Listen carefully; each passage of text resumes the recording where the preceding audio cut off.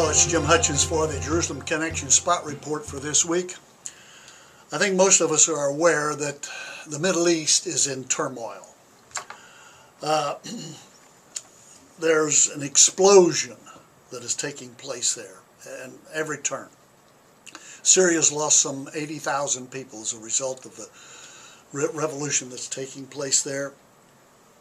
Hezbollah is on alert. They're receiving weapons from Iran. Russians are sending weapons to Syria so that it won't fall.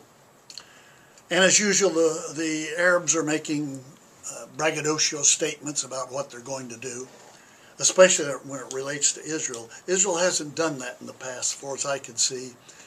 Yet I see something that indicates they are making a statement, at least from some sources.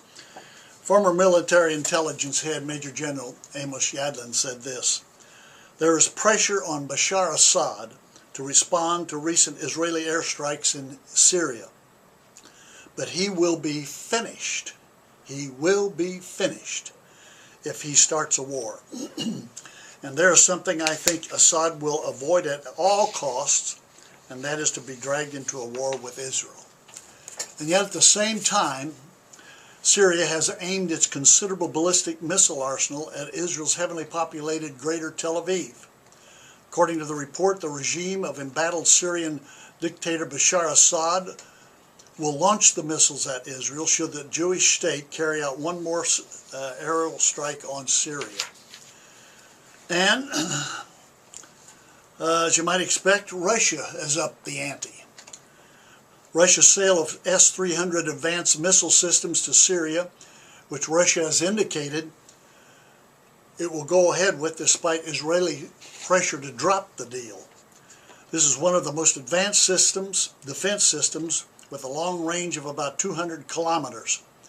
It is a mobile system and therefore has a greater chance of survival. It has very advanced systems that can deal with electronic warfare. It has capabilities against low-altitude aircraft. And yet a spokesman from Israel says, Israel has thus far tried to avoid directly threatening Assad so as not to pressure him into feeling he must retaliate. He goes on, however, both Assad and his Iranian allies could respond by unleashing Hezbollah, which already possesses tens of thousands of missiles, at least some of Syria's unconventional weapons, and the likelihood of chemical terrorism in the near future is very high, warned some Israeli military officials. And yet Israel has said it would rather deal with Assad, see him remain, than to deal with the unknown that could emerge after that. One spokesman said, "Better the devil we know than the demons that we can only imagine if Israel falls into chaos and the extremists from across the Arab world gain a foothold there. Israel is determined to continue to prevent the transfer of advanced weapons to Hezbollah. The transfer of such weapons to Hezbollah will destabilize and endanger the entire region." I would suggest to you that what we're about to see is the biggest war that Israel has had in its statehood since becoming a state 65 years ago. And I would further suggest to you that this will be an overwhelmingly decisive victory for Israel. At the same time, and as a result of that, it will be a geopolitical game changer. All the nations of the world will have to reassess their strategy and their tactics with regard to Israel. And also following that, I would suggest there will be an explosive backlash of anti-Semitism against Israel and the Jews worldwide. It's growing even as we speak. So who's in control? What's going to happen? Well, let me suggest to you that God is indeed in control. And I'm reminded of the declaration, the great declaration of God's sovereignty that David gives us in 1 Chronicles chapter 29, verses 10 through 13. He says, "Praise be to you, O Yahweh, God and Father of the Israel of God, from everlasting to everlasting. Yours, O Yahweh, is the greatness and the power, the glory, the majesty, the splendor. Everything in heaven and earth is yours. Yours, O Yahweh, is the kingdom, and you are head over all.